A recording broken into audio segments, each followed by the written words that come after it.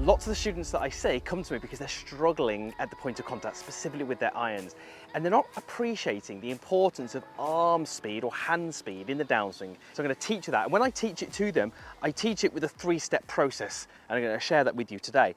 So when we look at poor impacts, what I'll often see is that the body will be exactly where it needs to be. Kind of weight forwards, hips are a little bit forwards, upper body slightly open. So we're getting some good body positions, but the hands get too far back. And if you videoed your golf swing, many of you will see this, you know, handle too far back in line with the club head, if not a little bit back.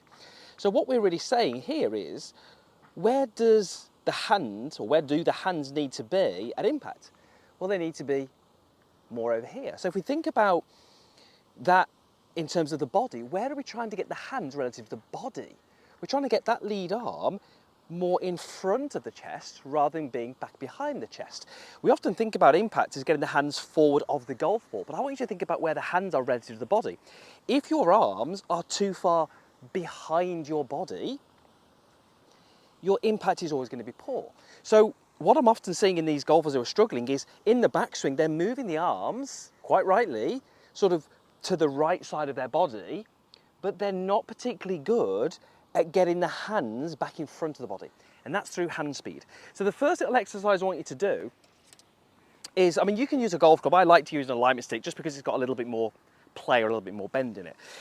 And what's really interesting is, if you look at the highest quality players that we'd watch, that's the people on the TV, their hands in the downswing are only traveling at around about 20 miles an hour, relatively slow, and that 20 miles an hour of hand speed is giving them that kind of 90, 95, sometimes 100 mile an hour of club speed. So we don't need these hands to be traveling fast, but they might need to be traveling faster than they currently are. So you're going to take this alignment stick and you're just going to hold it exactly like you would a golf club. It's obviously a little bit longer. And then you're going to make a normal backswing, and you're going to make a downswing, and you're going to stop when this reaches level with the ground. And the goal is to try and bend the alignment stick this way as much as you can. I call this the snap the shaft drill. Essentially, I'm trying to snap this. Hopefully, it won't snap. But the way that I would do that is I would have to accelerate my hands down and then slow them down quickly.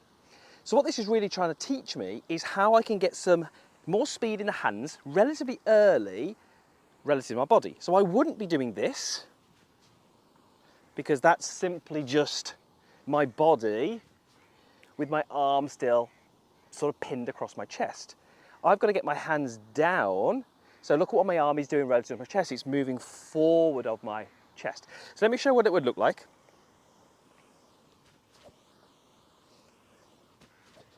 So you can see that as I'm doing that, I'm putting some bend in this. I'll throw a slow motion one up so you can see it a little bit better. And the beauty with that, I'm not sure if you can see the Adidas logo on my top here, but when I get to the top, you can't see that logo. When I do this drill, that logo is now visible. It's black on black, so you probably can't see it. But what it's really showing me there is that that little exercise is getting me to speed up my arms, which is brilliant, but it's getting my arms to move back relative to my chest. Second exercise is I call a step drill.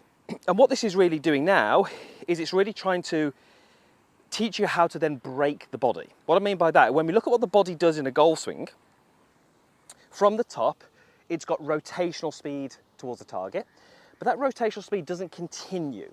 There's a braking motion. And when we get the braking motion correct in terms of sequence, so the legs brake, the chest brakes or slows down, what then speeds up is the hand. So this little exercise is going to get you to kind of break through the system and get that energy through to the hand and out into the club. You're going to spin the club around, you're going to hold it as much as you can down by the club, and then you're just going to take your setup. You don't need a golf ball, I've obviously got that golf ball there. And what I'm going to do is I'm going to make a backswing. Once I've got to the top of my backswing, I'm going to step towards the golf ball. What I'm able to do now is I'm able to rotate my body, look, but I can't keep turning it. It's going to get to a point where it's kind of blocked off. And what that's going to do is going to cause that to slow down, which is going to cause my chest to then second slow down, and it's then going to cause my arms to swing and release this way. So again, what we're trying to do here is appreciate that the arms need to be swinging free of the body. We never ever want all body, all body, all body, all body, arms doing nothing, because at some point you're going to use your hands to release the club. So this second exercise would look something like this. We take a little setup, we back and we step through. Okay, and you can see just where my arms finish relative to my body, this side of them. So what I'm doing is, think about the process we're going through. We're trying to get the hands to accelerate sooner, and then we're trying to realize that at that point they're then able to swing past the body. That's what happens in great golf swings. That's what happens in the golf swings that you watch on TV, and it's that movement that allows golfers to then get this kind of perfect sort of impact position where their hands are forward. So I'll just show you that again. So it's back, step. And I can obviously feel like I'm accelerating my hands early and then swinging through. The final little stage to this, before we actually get you to hit a shot, I'll show you how you can hit shots, is just with a light stick. And this isn't something that I want you to do in terms of hitting balls, but this is just a brilliant drill to give you some real good awareness. A lima stick is going to go up the left-hand side of my grip, and it's going to take a little bit of getting used to. It's going to feel a little bit strange. Once I've got it there, okay, let me go to that poor impact that I see all too often. So body shifts, body turns, arms do nothing, and then what do? We go, I've got to get the club to the ball, so we go this way. Now guess what? I can't get the club to the ball because the alignment stick is in the way. As I try to get that club to the ball, you can see the alignment stick moving towards me, it gets stuck and I'm in here. So what I can do is I can think about those first two stages I've gone through. I can use those to accelerate my arms early, turn, and I can rehearse getting my hands to impact without the alignment stick touching me. That tells me that I've got good body position. It tells me that my arms are in a good position relative to my body and my sequencing is good.